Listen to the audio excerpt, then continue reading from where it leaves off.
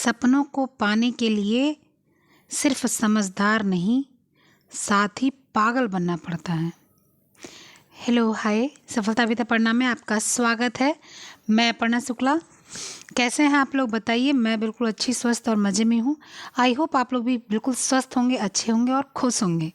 साथ साथ खूब ढेर सारी पढ़ाई कर रहे होंगे, मस्ती कर रहे होंगे, खा पी रहे होंगे और ठंडी का एंजॉय कर रहे होंगे।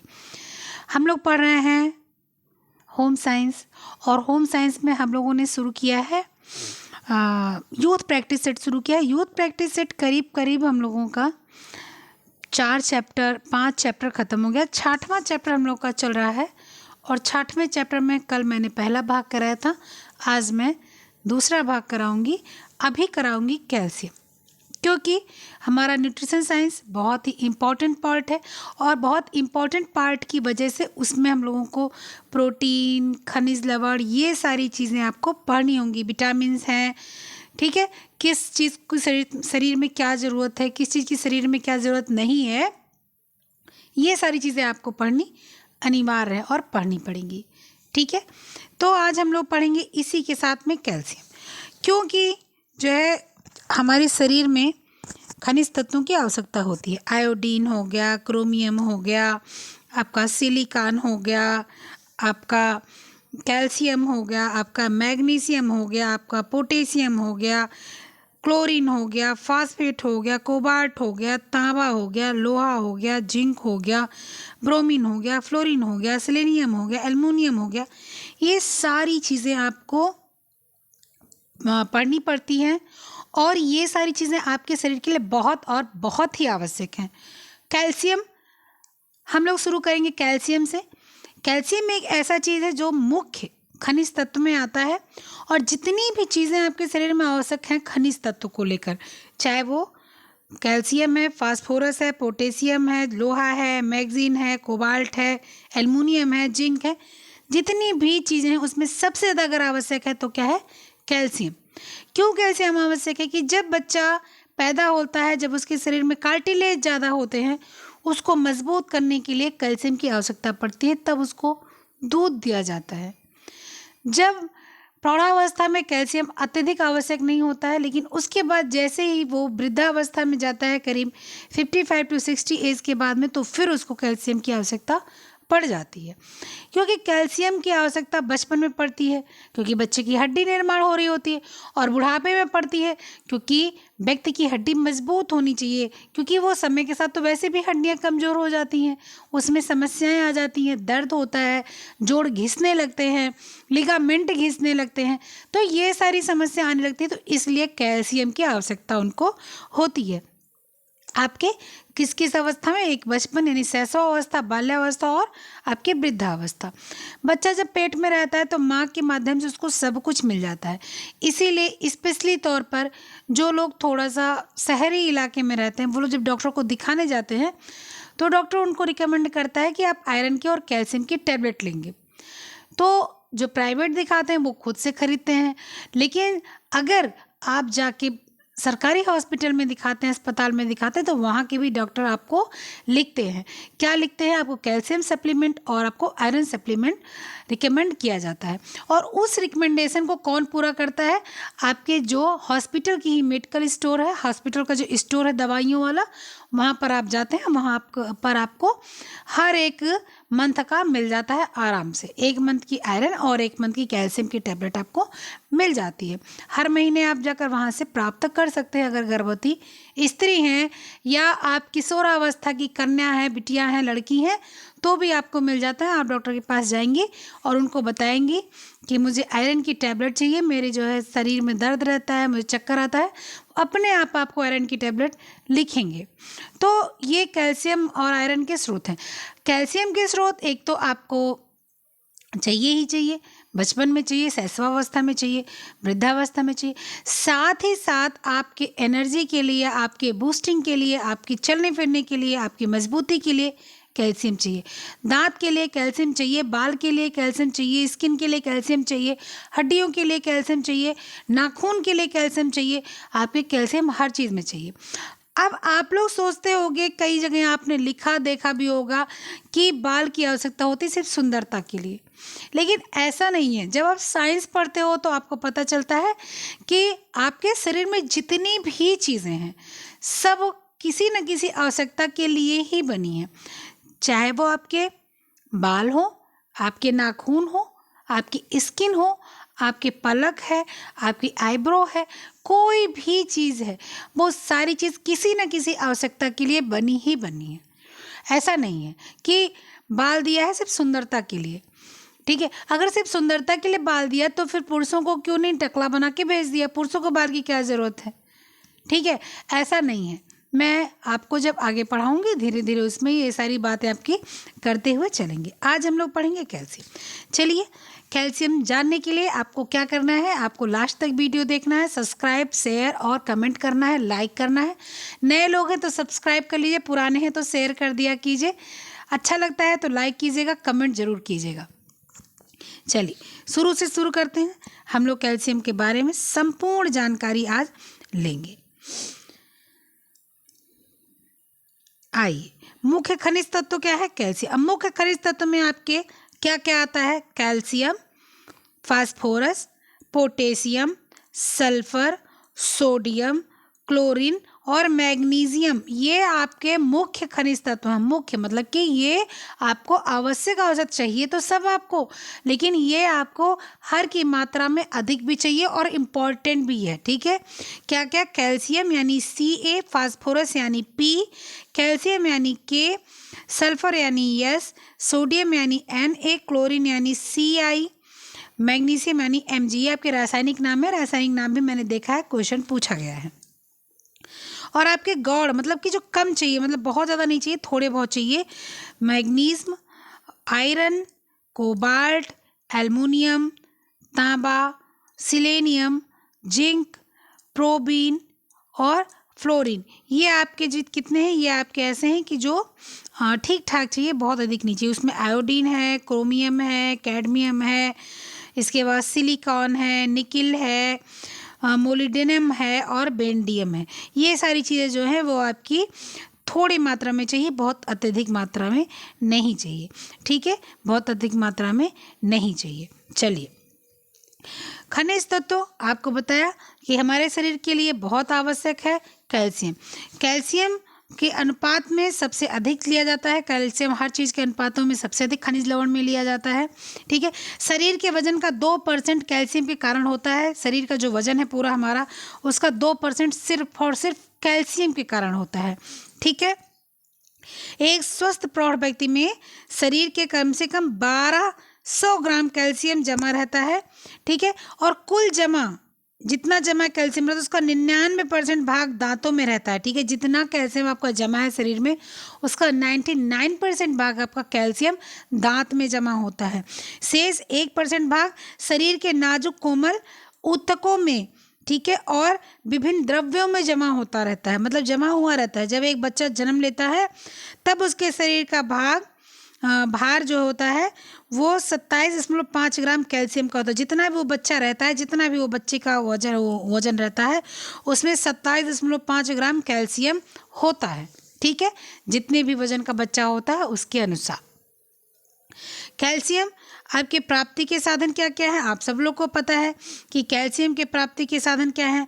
जैसे आपके कैल्शियम के प्राप्ति के साधन हो गया दूध हो गया, और दूध में कैल्शियम अच्छी मात्रा में उपस्थित रहता है, ठीक है। कुछ शब्दों की मिस्टेक है टाइपिंग में, उसको आप देखते चलिएगा, मैं सही कराती चलूँगी, ठीक है।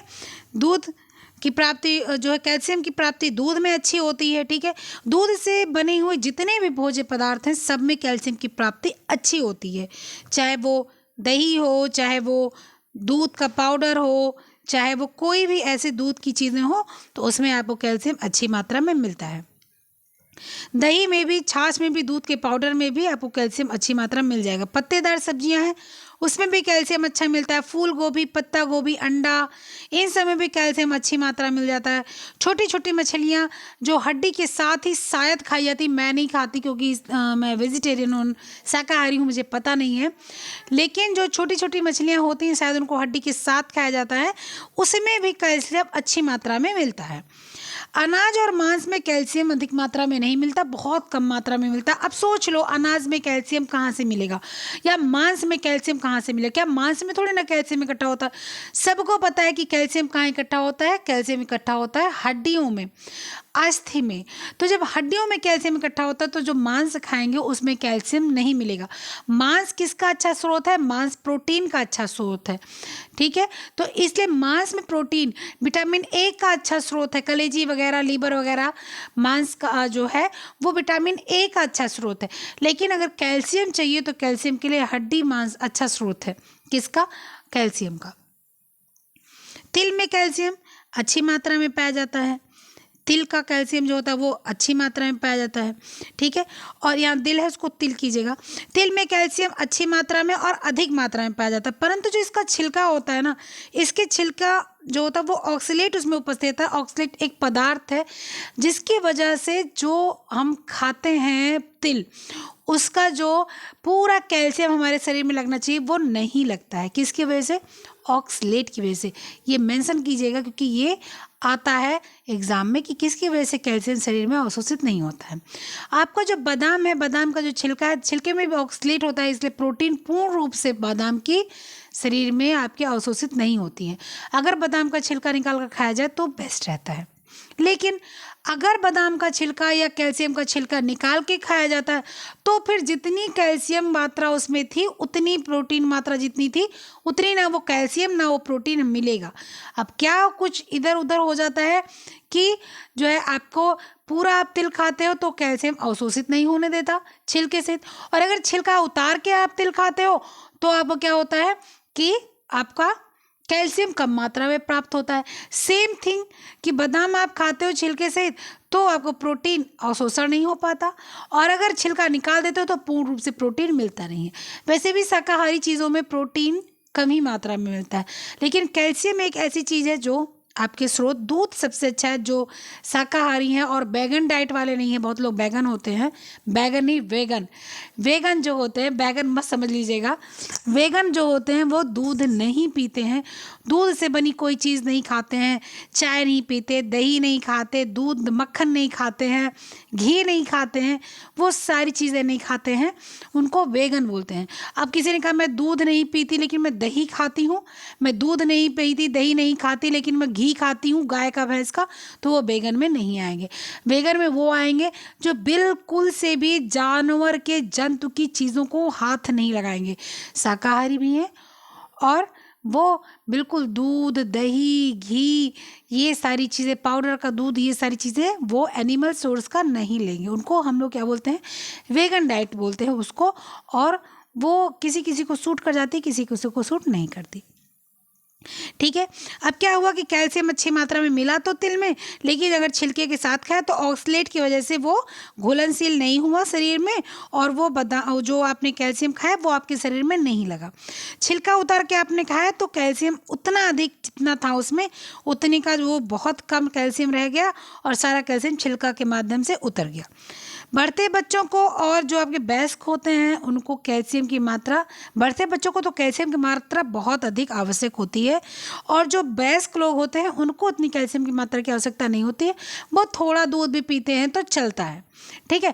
अगर जैसा हम लोग की एज है, हम लोगों ने क्या किया, आधा गिलास दूध पी लिया तो अच्छा है, कोई दिक्कत नहीं है। लेकिन हमारा जो बच्चा है ना, हमारे जो बच्चे हैं 8 साल 10 साल 12 साल के, उन बच्चों को दूध की अच्छी, 12 साल के भी बच्चों को नहीं, जो बच्चे बिल्कुल छोटे हैं, शैशवावस्था वाले हैं, बाल्यावस्था, आपको पढ़ा है ना मैंने शैशवावस्था और बाल्यावस्था, पीछे जाके देखिएगा। शैशवावस्था और जो बाल्यावस्था के बच्चे हैं उनको दूध अनिवार्य है।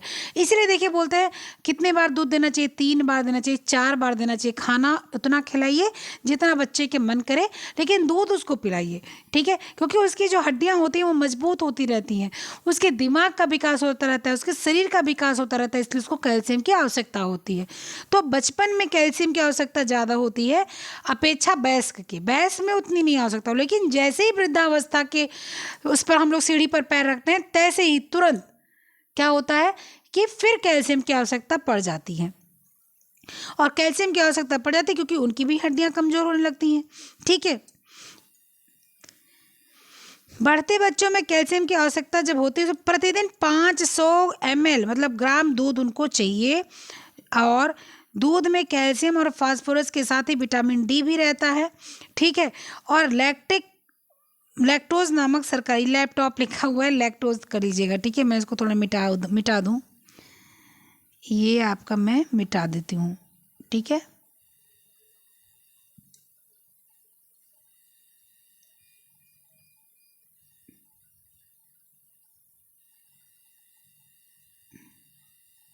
लैक्टोज लिख लीजिएगा यहाँ पर,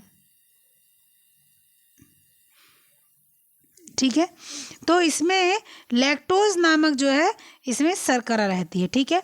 और फास्फोरस जो होता है आपका, और फास्फोरस, कैल्शियम और आपका जो है लैक्टोज, ये क्या होता है, ये विटामिन डी के अवशोषण में सहायता करते हैं। क्या क्या, फास्फोरस, लैक्टोज और आपका कैल्शियम। ये सारी चीज़ें गलत हो गई हैं, ये सारी चीज़ें गलत हो गई हैं। फास्फोरस, ये पूरा काटेंगे हम।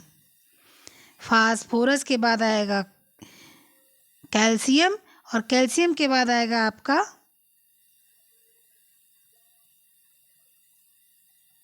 लैक्टोज, ठीक है। तो फास्फोरस, लैक्टोज और कैल्शियम किसकी सहायता में, विटामिन डी के जो है अवशोषण की सहायता में बढ़िया होते हैं, ठीक है।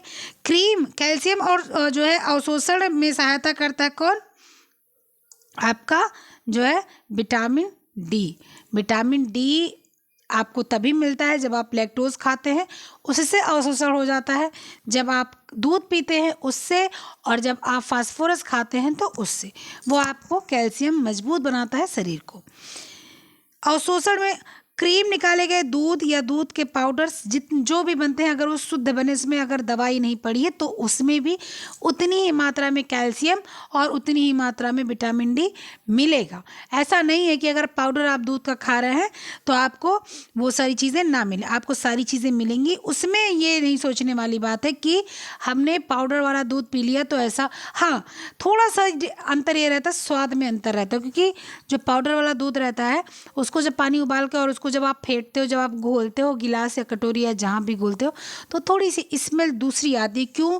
क्योंकि भाई एक तो आप कभी देखे हो, आप दूध रखो गिलास में और वो गिलास का दूध पी लो, या आप चाय बना दो या कुछ भी कर दो, और इस गिलास को जल्दी जल्दी से धुल के रख दो, अच्छे से साबुन लगा के नहीं धुलो, तो कुछ देर बाद जब आप पानी पीने जाओ उसी गिलास से तो अजीब सी स्मेल आती है, लगता है इसमें दूध पिया हुआ था या चाय पिया हुआ था। तो वो क्या है, वो स्मेल उस दूध की स्मेल, उस दूध में कैल्शियम है, उस दूध में फास्फोरस है, उस दूध में आपके जो है लैक्टोज है, उसी की स्मेल है। तो वो जब दूध सुखाया जाता है तो कम से कम उसको, अब अगर आप दूध घर पे सुखाओगे तो शायद नहीं भी सूखे या सूख भी जाएगा, लेकिन जो ये सारे दूध सुखाया था वो मशीनीकृत दूध सुखाए जाते हैं। तो जब दूध सूखता है ना तो वो अपनी स्मेल छोड़ता है, और उसके बाद जब उसको पाउडर बना के डिब्बे में पैक कर दिया जाता है, तब जब उसको घोलते हो ना तो वो अपनी असली खुशबू लेने के चक्कर में रहता है, लेकिन अब अपनी असली खुशबू तो उसकी आती नहीं है, तो उसकी कुछ खुशबू जो उड़ जाती है और कुछ खुशबू जो रह जाती है वो उसमें रहती है, और वो थोड़ा सा डिफरेंट महकता है, सबको नहीं पसंद होता है डिब्बे का दूध, सब उसको पसंद नहीं कर पाते। इससे मतलब मैं डिब्बे के दूध का चाय नहीं पी पाती, मुझे अजीब सी स्मेल आती है। तो वो चीज़ सबके अंदर होती है, मतलब मुझे लगता है 50% के अंदर ऐसी चीज़ें होती ही होती हैं, ठीक है। ये आपको पता चला कि दूध का, आप ऐसा नहीं है कि आप कोई चीज़, अगर आप दूध से कुछ चीज़ें खा रहे हो कैल्शियम के लिए, आप मलाई खा रहे हो, आप मक्खन खा रहे हो, आप मट्ठा खा रहे हो, आप दही खा रहे हो, ठीक है, आप दूध के जो है पाउडर खा रहे हो, ये सारी चीज़ें खा रहे हो, तो सारी चीज़ों से आपको कैल्शियम मिलेगा ही मिलेगा, फास्फोरस मिलेगा ही मिलेगा, ठीक है। आप निश्चिंत होकर वो सारी चीज़ का भी उपयोग कर सकते हो जो आप दूध से बनी हुई चीज़ें हैं, अगर वो अच्छी हैं, शुद्ध हैं तो। उसके बाद में आपकी कुछ तालिका दी गई है, उस तालिका के माध्यम से आपको पता चलेगा कि सबसे अच्छा साधन क्या होता है, किसका, कैल्शियम का। कहने का मतलब दूध जिसमें सबसे ज़्यादा जो है आपको विटामिन डी, आपको जो है कैल्शियम आपको मिल जाता है, वो सबसे अच्छी चीज़ें क्या होती हैं, आइए हम आपको बताते हैं सबसे अच्छी चीज़ें आपकी क्या होती हैं, ठीक है।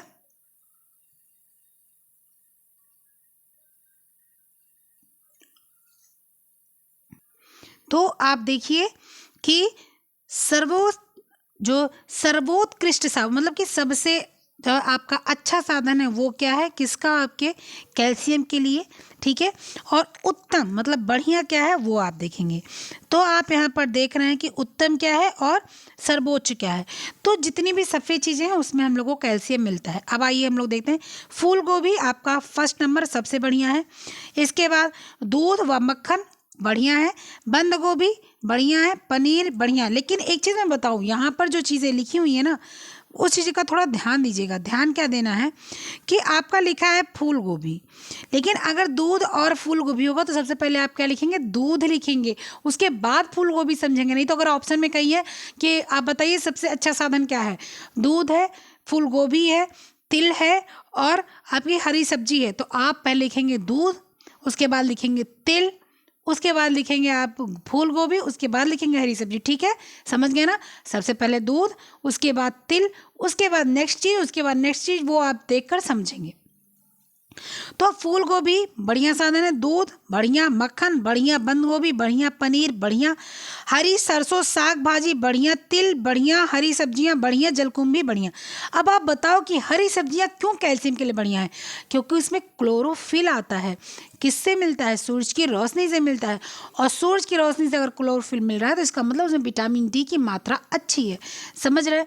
आखिर हरा जो रंग आता है वो किसकी वजह से आता है? क्लोरोफिल की वजह से आता है। और क्लोरोफिल क्यों आता है? क्लोरोफिल सूरज की रोशनी से आता है।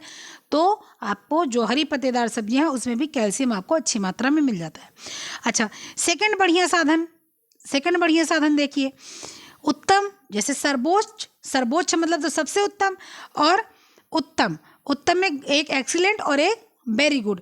तो वेरी गुड में क्या आ गया? बादाम, चुकंदर, सेम, गाजर, कपास के फूल, क्रीम, अंडे, अंजीर, शकरकंद, सलजम, सोयाबीन, आयस्तर मछली। आयस्तर मछली छोटी छोटी मछली होती है, वो हड्डी साथ ही उसको जो है उपयोग किया जाता है, शायद पका वका के खाया जाता है। कैसे खाया जाता है मुझे नहीं पता, लेकिन इसको हड्डी के साथ ही उपयोग किया जाता है, तभी इसमें कैल्शियम अच्छी मात्रा में मिलता है। अन्यथा मीट मांस में कैल्शियम नहीं मिलता।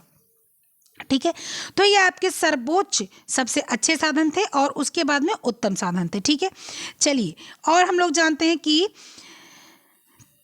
अमेरिका मेडिकल एसोसिएशन के 1942 के चार्ट के अनुसार कुछ चुने हुए भोज्य पदार्थों की निर्धारित होने वाली कैल्शियम की मात्रा की ये तालिका है। क्या?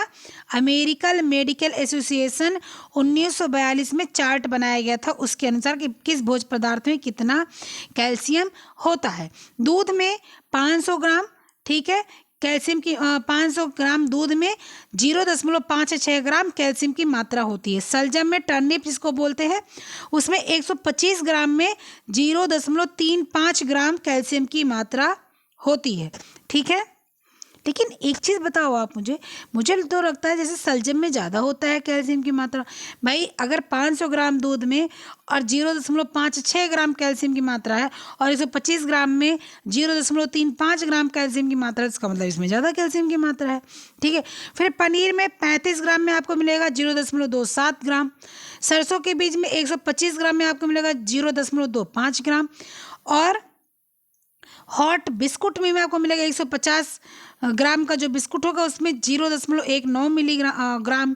फूल गोभी, आपको यहाँ ब्रोकली लिखा है, कॉलीफ्लावर होगा क्योंकि फूल गोभी एक कॉलीफ्लावर होता है और एक ब्रोकली होता है। देखिए दोनों लिखा है, कॉलीफ्लावर भी लिखा है, ब्रोकली भी लिखा है।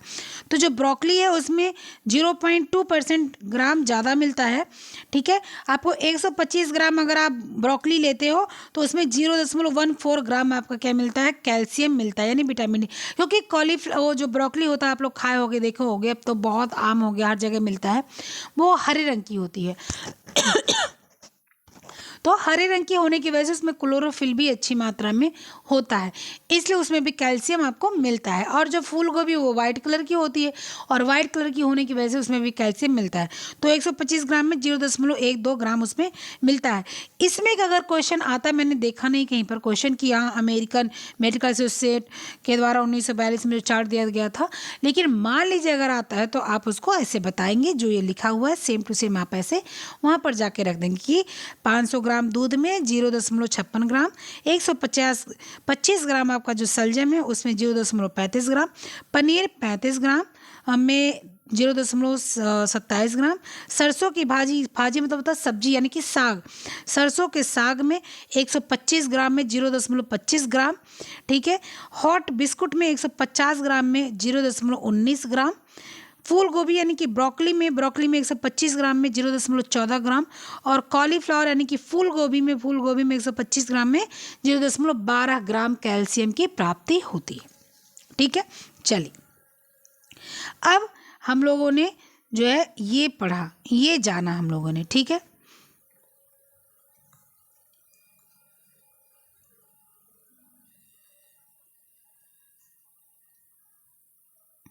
और अब देखिए, एक चीज़ मैं यहीं पर आपको बताऊंगी पढ़ाते पढ़ाते कि जब सभी आयु वर्ग के लोगों को दूध चाहिए, सबके लिए अनिवार्य है, उसी में आपको क्या है कि जो प्रौढ़ व्यक्ति होता है आपका, जो आपका प्रौढ़ व्यक्ति होता है उसको 2 से 3 कप दूध चाहिए, या 1 से 2 कप भी दूध अगर उसको मिलता है तो चलेगा।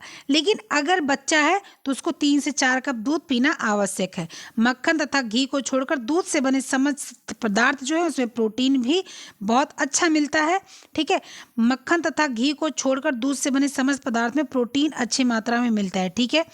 घी में आपके जो है बहुत अधिक मात्रा में प्रोटीन ना के जगह आपको विटामिन डी मिलता है। प्रोटीन की जगह आपको क्या मिलता है? विटामिन डी मिलता है। और इसीलिए जो है जहाँ पर दूध दही की संबंधित बातें आती तो घी वगैरह खाने के लिए डॉक्टर सलाह देते हैं कि घी वो भी खाइए, हड्डियाँ थोड़ी मजबूत होंगी। ठीक है। उसके बाद कैल्शियम की प्राप्ति के कुछ और भी साधन हैं, जैसे कुछ पत्ता गोभी, फूल गोभी, शलजम, साग मैंने बताया सब में मिलता है, लेकिन आपके मांस और अनाज में इसकी मात्रा बहुत कम मात्रा में मिलती है। ठीक है। चलिए, एक डायग्राम और मैं आपको दिखाती हूँ, एक आपको चित्र में और दिखाती हूँ, उसके माध्यम से भी मुझे कुछ आपको बताना और समझाना है। ठीक है। ये देखिए, ये क्या है आपका? ये है आपका कि भोज्य पदार्थ यानी कि जो खाने वाली चीज़ें हैं, 100 ग्राम में कितना आपका कैल्शियम मिलता है, कितनी मिलीग्राम। तो यहाँ पर देखिए लिखा हुआ है, सबसे बढ़िया साधन है दूध। दूध में भैंस का दूध 210 ग्राम कैल्शियम, बकरी का दूध 170 ग्राम कैल्शियम और गाय के दूध में 210। मतलब कि भैंस का दूध और गाय का दूध अगर आप खाते हैं तो कैल्शियम बराबर मात्रा में मिलता है। हाँ, फैट ज़्यादा मिलता है, इसलिए भैंस का दूध अच्छा नहीं माना जाता। भैंस का दूध सुपाच्य नहीं होता जितना गाय का दूध सुपाच्य होता है। दूध से बने पदार्थ दही में 120 से 210 ग्राम कैल्शियम। खोआ यानी कि मावा यानी कि जो हम लोग जो है गुजिया बनाते हैं तो खोया चलाते हैं ना, उस खोए में आपको कितना मिलेगा? 650 से 990। दूध किस स्रोत से प्राप्त हुआ उस पर तय करता है भाई, वो दूध भैंस का है या गाय का है। ठीक है। फिर पनीर, आपका पनीर है, चीज़ है 790 से 1000, वो भी निर्भर करता है कि कैसे प्राप्त होता है, किस चीज़ का दूध। पनीर 210 से 480, वो भी निर्भर करता है। क्यों निर्भर करता है? क्योंकि भैंस के दूध में और गाय के दूध में अंतर आ जाता है। ठीक है। इसलिए संपूर्ण दूध का पाउडर अगर है तो 950, कोई भी दूध का पाउडर है उसमें 950 ग्राम वो कैल्शियम मिलेगा। ठीक है। अगर 100 ग्राम दूध है तो उसमें 950 मिलीग्राम आपको कैल्शियम मिलेगा ही मिलेगा। क्रीम रहित दूध, अगर क्रीम निकाल दिया गया है दूध से तो 1370 मिलीग्राम आपको क्या मिलेगा? कैल्शियम, हाँ कैल्शियम मिलेगा। मछली ताजी 100 से 1500 ग्राम आपको क्या मिलेगा? मिलीग्राम कैल्शियम मिलेगा। ठीक है। 1500 मिलीग्राम आपको कैल्शियम मिलेगा। सूखी मछली में 600 से 6000 आपको मिलीग्राम कैल्शियम मिलेगा। इसका मतलब सूखी मछली ज़्यादा फायदेमंद होती है। तिल छिलका सहित 1450 मिलीग्राम और छिलका रहित 150। अब छिलका सहित खाएंगे तो वो अवशोषित नहीं होगा, और छिलका छोड़कर खाएंगे तो बहुत कम मात्रा में होगा। अब सोचिए, छिलका खाए या छिलका ना खाए। अब ये तो बड़ी सोचने वाली बात है, सोचना पड़ेगा, क्योंकि जो है सर्दियों, ये जो सर्दी का मौसम चल रहा है, मैं एक टिप्स इसमें बीच में आपको दे दूं।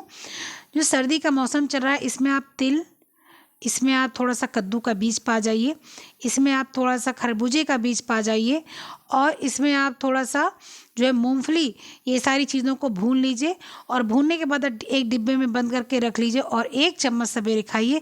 आपके स्किन के लिए बहुत ड्राई रहती है सर्दी में स्किन बहुत अच्छी हो जाएगी स्किन के लिए, और आपके बाल के लिए बहुत बहुत बहुत अच्छा है। आप खाकर देखिए, आप मुझे ज़रूर कहेंगे कि दीदी मुझे फ़ायदा हुआ। ठीक है। चलिए, ये तो व्यवहारिक ज्ञान था, वो मैंने दे दिया। आगे चलिए देखते हैं आगे आपका आएगा, उसमें भी और साधन है, आइए हम लोग उसको भी देखते हैं।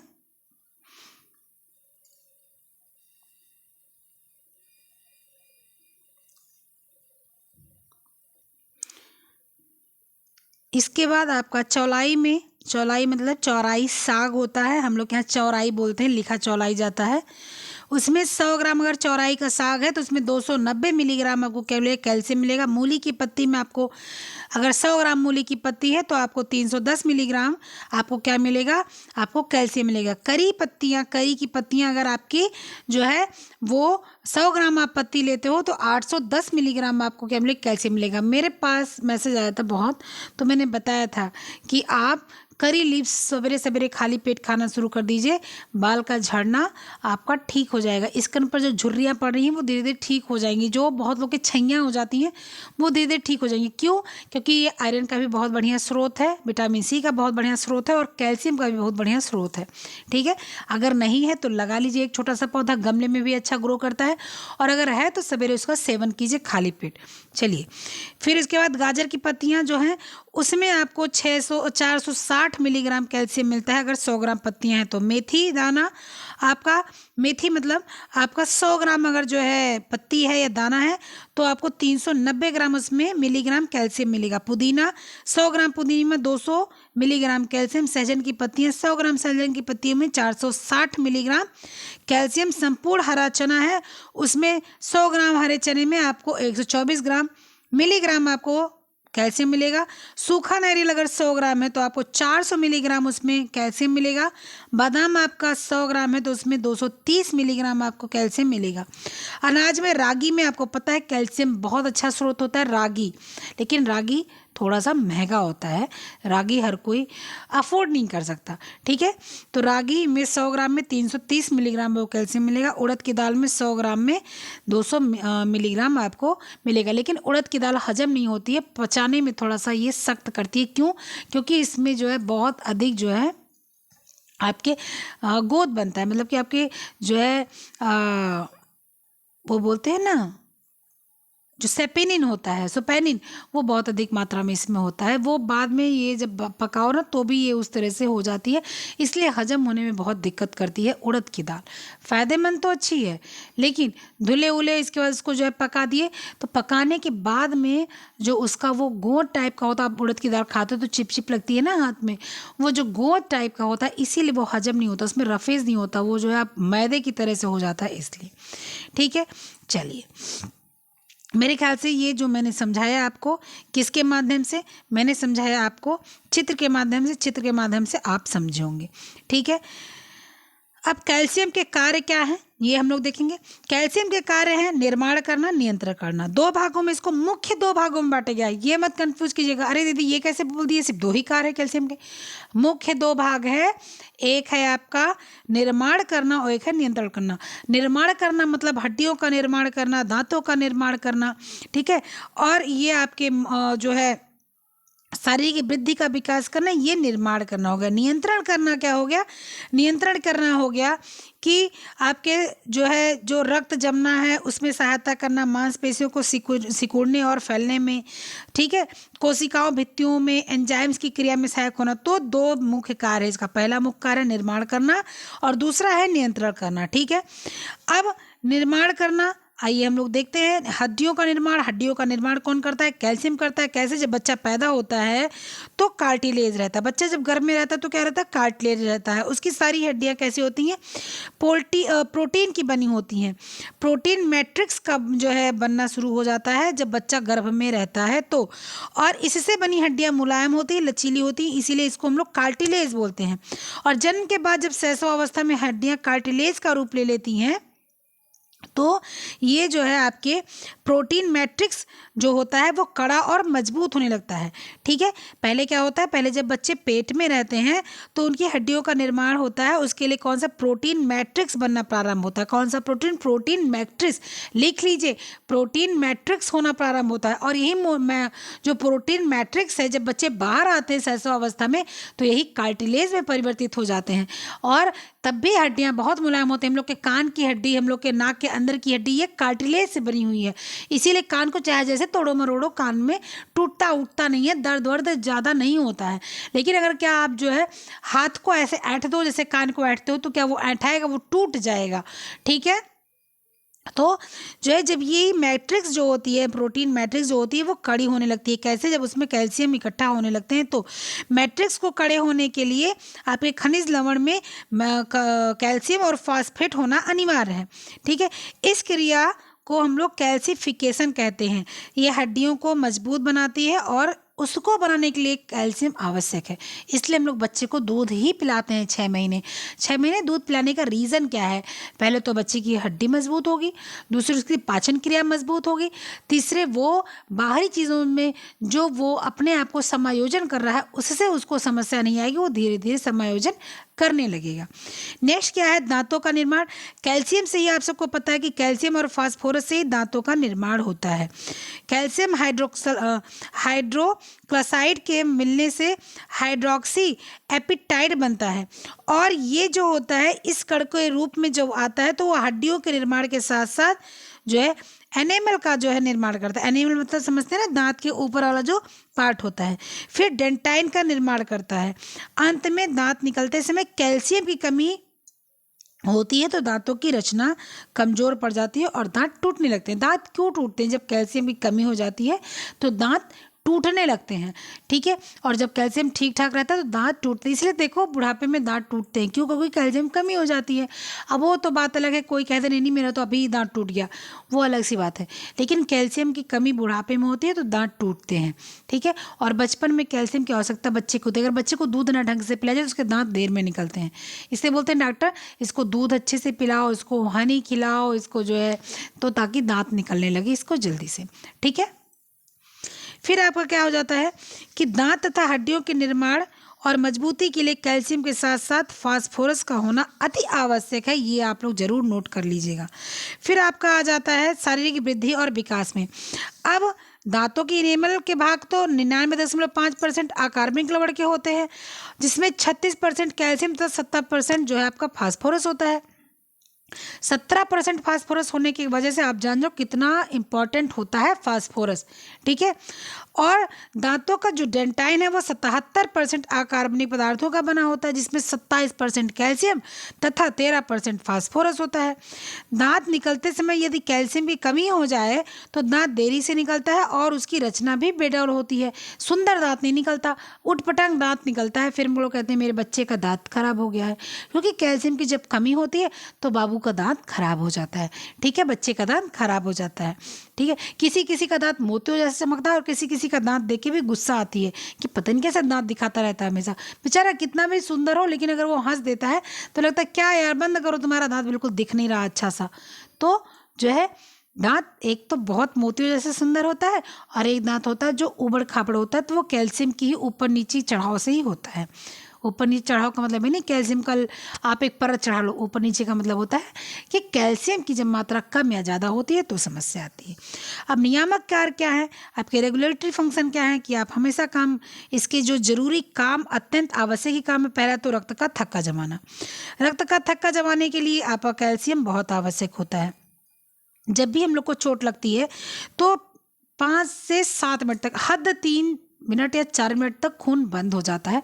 बहुत अधिक लगता है तो 5 से 7 मिनट तक खून बंद होने का समय लगता है। खून बंद होने के लिए क्या होता है कि वहाँ पर थक्का जमना अनिवार्य होता है। थक्का कैसे जमता है? जो आपके वाइट ब्लड सेल्स हैं वो एंटी एजिंग का काम करते हैं, और जो रेड ब्लड सेल्स हैं वो जो है जाकर जमने का काम करते हैं। वो फटाफट जाकर जमते हैं कि बस करो भैया, अब खून नहीं बहना है वरना ये आदमी मर जाएगा और जो है इसको फेंक दिया जाएगा। तो आपका रेड ब्लड सेल्स बिल्कुल अपने काम में आ जाता है। लेकिन अब इन सब के साथ साथ हर चीज़ की आवश्यकता होती है। प्रोथॉम्बिन, थॉम्बिन, कैल्शियम, विटामिन के, सारी चीज़ की आवश्यकता होती है। तब कैल्शियम जब आपका हड्डियाँ मजबूत होती हैं और रक्त आपका जमता है। कैल्शियम की अनुपस्थिति में रक्त के जमने की प्रक्रिया नहीं हो पाती। अगर शरीर में कैल्शियम कमी है तो रक्त नहीं जम पाता। ठीक है, शरीर में काफ़ी रक्त बह जाता है अगर कैल्शियम ना हो। ठीक है, कैल्शियम जो होते हैं वो आपके जो है प्लेटलेट्स को विघटित करते हैं, मतलब कि तोड़ते हैं उसमें थ्रोम्बिन प्लास्टीन में, थ्रोम्बिन प्लास्टीन में तोड़ते हैं, और थ्रोम्बोप्लास्टीन जो होता है वो कैल्शियम तथा विटामिन के साथ मिलकर प्रोथ्रोम्बिन को थ्रोम्बिन में बदलता है। थ्रोम्बोप्लास्टीन जो होता है वो कैल्शियम तथा विटामिन के साथ क्रिया करता है, क्रिया करने का मतलब दोस्ती करता है, और उस दोस्ती को वो कहाँ पर ले जाता है, कहता है चलो चलो तुमको एक दोस्त मैं और मिलाता हूँ। एक दोस्त और मिलाने के लिए वो चला जाता है प्रोथ्रोम्बिन के पास, प्रोथ्रोम्बिन से दोस्ती कर लेता है, बोलता है चलो मैं तुम लोगों को एक और दोस्त बनाता हूँ। तो वो एक और दोस्त को बनाने के लिए चला जाता है थ्रोम्बिन के पास। अब थ्रोम्बिन के पास चला जाता है तो थ्रोम्बिन जो होता है वो रक्त प्लाज्मा की फाइब्रिनोजन प्रोटीन फाइब्रिन में बदलती है। अब वो कहता है कि भाई अब मैं इस तरह से रह रह के थक गया हूँ, मैं कपड़े बदलूंगा। अब कपड़े बदलने के लिए क्या करता है, वो कपड़े बदलता है किस नाम का, फाइब्रोनोजन प्रोटीन के नाम का। फाइब्रिन वो कपड़ा बदलता है और फाइब्रिन कपड़ा वो पहन लेता है। कौन सा कपड़ा बदलता है, वो बदलता है फाइब्रोनोजन प्रोटीन का कपड़ा वो बदल देता है, और जब वो फाइब्रिन का कपड़ा पहन लेता है, फाइब्रिन नाम का कपड़ा पहन लेता है। अब फाइब्रिन जो होता है वो बहुत ही पतली जाल का कपड़ा होता है, बिल्कुल एकदम से जो है आपके उर्फी जैसा कपड़ा होता है, उर्फी जो जावेद है उनके जैसा कपड़ा वो पहन के सामने आता है, बिल्कुल जाली वाली जैसा कपड़ा पहन के वो आपके सामने प्रत्यक्ष हो गया। अब वो जब उसका सामने आया तो अब उसमें क्या हुआ, उसमें लाल रक्त कणिकाएं जाकर फंसी। ठीक है, वो जाली जैसा आप पट्टी देखते हो, पट्टी जो पट्टी चोट लगने बाद जाती है, उसी तरह से वो एक जो है स्ट्रक्चर तैयार करता है। उस स्ट्रक्चर में जाके लाल रक्त कणिकाएं भर जाती हैं, फंस जाती हैं और थक्का जम जाता है। ये खून के थक्के के जमने का जो आपका एक तरीका है, मैं बाद में आपको बताऊंगी कैसे खून का थक्का जमता है। इसके बाद में खून का थक्का जमने में मांसपेशियों के संकुचन पर नियंत्रण रखता है। जो मांसपेशियां हैं उसके कंट्रोल पर, ठीक है, जो है क्या करता है, कैल्शियम आपका जो है कंट्रोल रखता है। अगर कैल्शियम की मात्रा कम हो जाती है तो टिटैनी रोग भी हो जाता है। विटामिन डी की कमी से टिटैनी रोग हो जाता है। शरीर और मांसपेशियों में बहुत अधिक दर्द रहता है और उसी को हम लोग टिटैनी कहते हैं। इस रोग में हाथ पैर तो पेशियां जो होती हैं उसमें बहुत पीड़ा होती है, ऐंठन होती है और दर्द होता है। कभी कभी रोगी की मृत्यु भी हो जाती है। पैराथायराइड हार्मोन के इंजेक्शन से रोगी को तत्काल फायदा हो जाता है। इसके बाद में हृदय गति को संतुलन रखने के लिए, हृदय गति को भी संतुलन रखने के लिए कैल्शियम की आवश्यकता होती है, और हृदय मांसपेशियों के सामान्य संकुचन के लिए उन्हें जो है बार बार करना, तंतुओं को जो है बार बार पदार्थ देना, बार बार उसको पर्याप्त मात्रा में कैल्शियम देना पड़ता है, जिससे कि आपके हृदय की गति की संतुलन बने रहे। इसके बाद कुछ एंजाइम क्रिया ऐसी होती है जिसमें कैल्शियम की आवश्यकता होती है, जैसे प्रोटीन, वसा, कार्बोज के पाचन के लिए कैल्शियम क्रियाशील बनाता है। छोटी आंत में अवशोषण क्रिया के लिए कैल्शियम ही सहायता करता है। क्लोम ग्रंथि द्वारा इंसुलिन हार्मोन स्रावित करने के लिए कैल्शियम ही सहायता करता है। उसके बाद आपका आता है संवेदना प्रेषण। संवेदना प्रेषण क्या होता है, आइए देखते हैं संवेदना प्रेषण क्या होता है।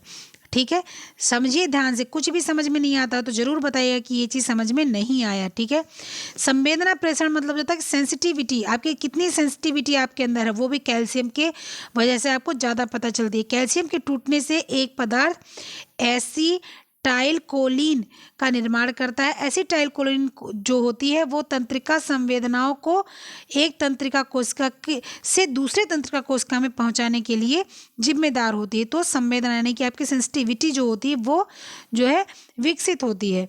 कोशिका भित्तियों में प्रवेश्यता बनाए रखना, कोशिका भित्ति जो होती है मतलब कोशिका की जो दीवारें होती हैं उनके अंदर जाने का जो द्रव्य जाते हैं आने जाने के लिए उसको नियंत्रित करता है। ठीक है, अगर जो है बिल्कुल से वो काम ना करे तो जिसका मन करे वो जाए, जिसका मन करे वो, आप अपने घर का दरवाज़ा खोल दो बिल्कुल से, पूरे दिन पूरी रात कुत्ता जाएगा, बिल्ली जाएगी, बकरी जाएगी, घोड़ा जाएगा, हाथी जाएगा, जो उस रास्ते से गुजरेगा वो उसमें जो है झांक कर जरूर देखेगा। लेकिन आप जब गेट अपना बंद किए रहते हो तो कौन आता जाता है। उसी तरह से कोशिका भित्ति का काम, जो कोशिका भित्ति होती है उसमें कैल्शियम काम होता है आने जाने के लिए, क्या जरूरी है क्या नहीं जरूरी है। जो जरूरी है वो जाएगा, जो नहीं जरूरी है वो नहीं जाएगा। ठीक है, फिर आपका क्या है, फिर आपका है एंजाइम की क्रिया में सहायता करना। एंजाइम की क्रिया में सहायता करता है, छोटी आंत के अवशोषण क्रिया में सहायता करता है, क्लोम ग्रंथि द्वारा इंसुलिन हार्मोन के स्रावण में सहायता करता है, कार्बोज, वसा तथा प्रोटीन के पाचन में सहायता करता है, पाचक रसों को जो है डाइजेस्ट करने के लिए सहायता करता है, सक्रिय बनाने में सहायता करता है। अब कैल्शियम के कार्य हम लोग देखते हैं, कैल्शियम के कार्य क्या क्या हैं। कैल्शियम के कार्य हम लोग जरूर देखेंगे। कैल्शियम के कार्य हम लोग कैल्शियम के कार्य, एक मिनट। कैल्शियम के कार्य क्या क्या है? नाड़ी केंद्र एवं नाड़ी तंतुओं की संवेदनशीलता को बनाए रखना, अस्थियों एवं दांतों का निर्माण करना, शारीरिक वृद्धि एवं विकास में सहायता करना, रक्त के थक्के बनाने में यानी कि रक्त का थक्का जमाने में काम करना, मांसपेशियों के संकुचन पर नियंत्रण रखना, मांसपेशियां सिकुड़ ना जाए इसके लिए भाई, अगर आपके बहुत लूज पूज रहेगा तो मांसपेशियां सिकुड़ जाएंगी, लेकिन कैल्शियम मजबूत बना के रखता है। हृदय गति को संतुलित रखना, हृदय गति जो है तो उसको संतुलित बनाए रखना, कुछ एंजाइम को सक्रिय बनाने के लिए और कोशिका भित्तियों की प्रवेशता बनाए रखने के लिए, क्या जाना है क्या नहीं आना है ये आपका कौन तय करेगा? ये आपका तय करेगा, आपका कैल्शियम तय करेगा। ठीक है, कौन तय करेगा? ये आपका कैल्शियम तय करेगा। उसके बाद में क्या है? उसके बाद में कैल्शियम के कार्य बता दिया। कैल्शियम के कमी के प्रभाव क्या क्या हैं? अगर कैल्शियम की कमी हो जाती है तो क्या हो जाता है?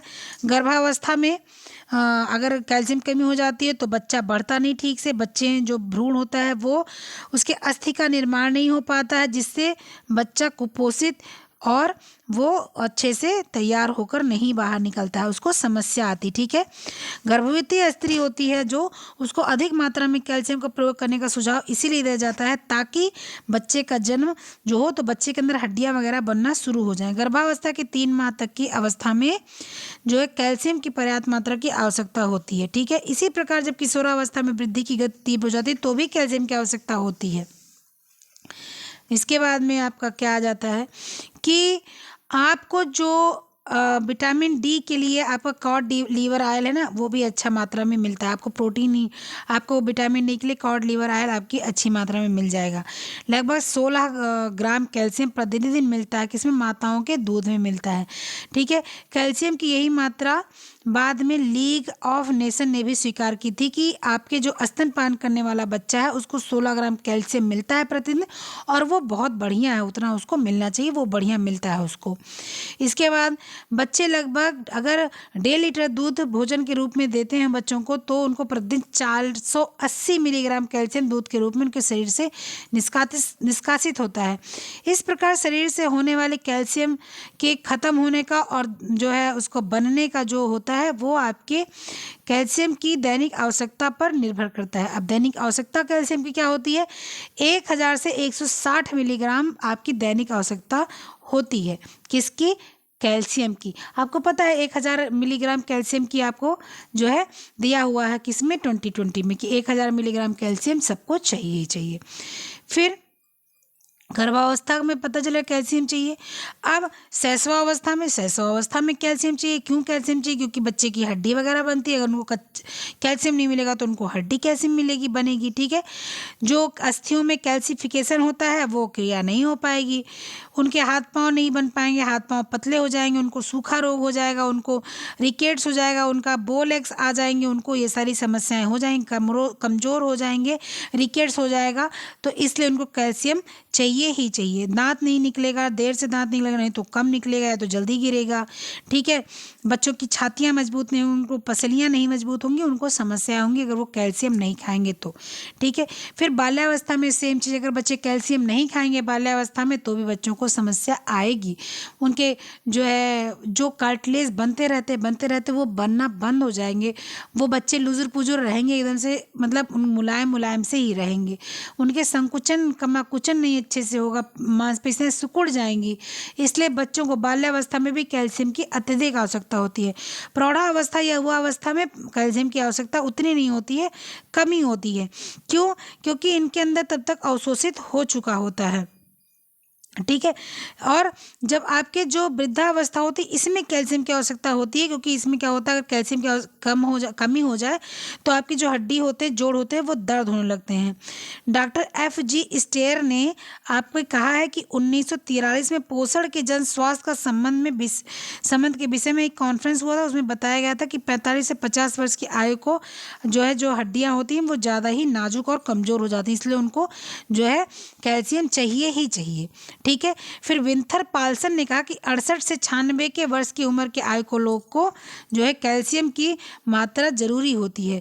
कैल्शियम की न्यूनता मतलब कमी के कारण उनको समस्या आती है, वो चल नहीं पाते, हड्डियां कमज़ोर हो जाती हैं, दर्द होता है, ये सारी समस्याएं उनको आती हैं।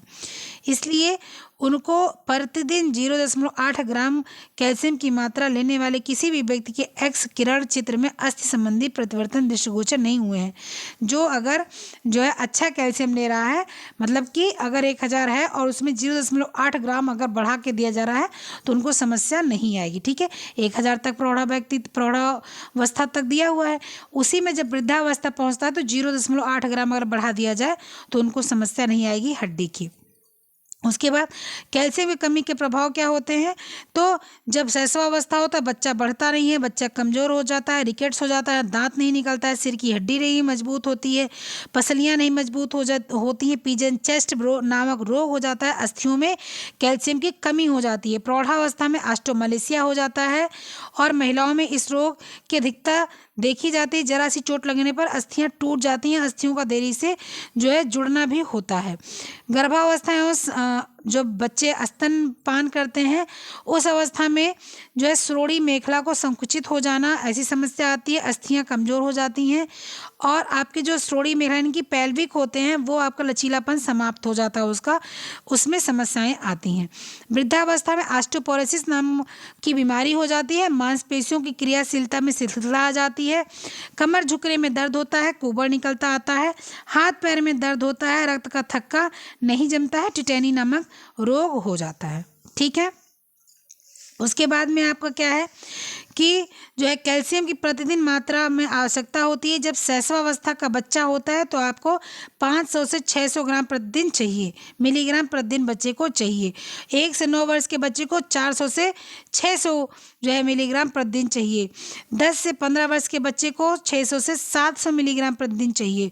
प्रौढ़ावस्था को आपके जो है 400 से 500, गर्भावस्था यानी धात्री को 1000 से 1200 और वृद्धावस्था 500 जो है मिलीग्राम प्रतिदिन जो है आपको बच्चे को चाहिए ही चाहिए। ये आपका WHO FAQ ICMR ने प्रस्तावित किया है कि 10 से 15 वर्ष तक के बच्चों को 600 मिलीग्राम प्रति डे जो है आपको कैल्शियम देना ही देना है। ठीक है, और 600 से 900 मिलीग्राम प्रतिदिन कैल्शियम की मात्रा दी गई है कि जो है जो बच्चे माता दूध पिलाती हैं बच्चे को, उन माता के लिए। ठीक है, कैल्शियम की अधिकता के प्रभाव क्या होते हैं, अगर बच्चे में शिशुओं में कैल्शियम की अधिकता हो जाती है तो बच्चे की भूख नहीं लगती है, उल्टियां होती हैं, कब्ज हो जाते हैं, शिशु का जो चेहरा होता है वो अजीब तरीके से दिखने लगता है, शिशु के चेहरे में असामान्य भाव आ जाते हैं, रक्त में कैल्शियम की और आयरन की मात्रा बढ़ जाती है, रक्त में कैल्शियम के साथ साथ यूरिया भी तब बढ़ जाता है जिससे उसको समस्या आती है, बार बार बाथरूम जाना पड़ता है और यूरिया बढ़ने की वजह से कभी कभी पथरी का भी सामना करना पड़ता है। ठीक है, तो शिशु में कम कैल्शियम युक्त आहार देना चाहिए, इतना भी ना दे कि कम हो जाए, इतना भी ना दे कि ज़्यादा हो जाए। ठीक है, प्रौढ़ों एवं वृद्धों में क्या होता है, उल्टी होता है, अमाशय और ग्रसनी और आंतों में रक्तस्राव हो सकता है, उच्च रक्तचाप हो सकता है, सिर दर्द हो सकता है। इसलिए इनको भी इतना जो है कैल्शियम ना दे दिया जाए कि यूरिक एसिड बढ़ जाए या जो है आपके किडनी में स्टोन हो जाए या आपको पेप्टिक अल्सर हो जाए, तो इन लोग को भी ये चीज़ें नहीं देनी चाहिए। पेप्टिक अल्सर, किडनी स्टोन, ये से भी आयोडीन की कमी से, आपके विटामिन डी की कमी से हो सकता है। कैल्शियम का अवशोषण छोटी आंत में होता है, शैशवावस्था किशोरावस्था में कैल्शियम का अवशोषण अधिक होता है, अलग अलग अवस्थाओं में कैल्शियम का अवशोषण होता है। ठीक है, कैल्शियम 30 से 40% अवशोषित हो जाता है भोजन के द्वारा ही। रक्त परिसंचरण में कैल्शियम पूरे शरीर में पहुंचता है। ठीक है, पैराथायराइड ग्रंथ से निकलने पर हार्मोन्स कैल्शियम की मात्रा में नियमित कर देता है। ठीक है, इसके बाद कैल्शियम अवशोषण में सहायक घटक कौन कौन से हैं, प्रोटीन अगर आप लेते हैं तो कैल्शियम अवशोषण अच्छा होता है। ठीक है, लाइसिन कैल्शियम अवशोषण 50% बढ़ा देता है, कौन, प्रोटीन। जीवन सत्व विटामिन डी जो होता है वो भी कैल्शियम के जो है अवशोषण को बढ़ा देता है। ऑस्टियोमलेशिया और जो है आपके ऑस्टियोपोरोसिस, ये सारी बीमारियां नहीं होती हैं। लैक्टोज में जो है अगर लिया जाता है तो भी वो कैल्शियम की मात्रा को, अवशोषण को बढ़ा देता है। ठीक है, छोटी आंत में लैक्टोज यानी लैक्टिक एसिड में जाकर बदलता है और लैक्टिक एसिड जो बदलता है उसमें कैल्शियम अम्ल घुलनशील होता है और लैक्टिक एसिड में घुल जाता है और छोटी आंत में आसानी से वो जो है जाकर अवशोषित हो जाता है। कैल्शियम फास्फोरस का उचित अनुपात 1:1 है। शारीरिक आवश्यकता अनुसार, शरीर के आवश्यकता अनुसार कैल्शियम अवशोषण की मात्रा बढ़ जाती है, ठीक है, 50% तक। इसके बाद में कैल्शियम अवशोषण में बाधा कौन डालता है? भूसी डालती है।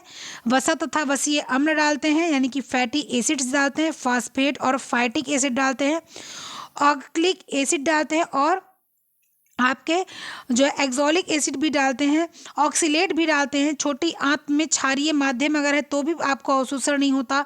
तांबा है तो भी आपका अवशोषण नहीं होता। तांबा अगर बहुत अधिक हो गया तो भी कैल्शियम के अवशोषण में समस्याग्रस्त होता है। और कैल्शियम का संचय, कैल्शियम का जो है संचय हमारे हड्डियों में होता है, इसलिए हड्डियों को कैल्शियम का गोदाम कहा जाता है, गोडाउन कहा जाता है।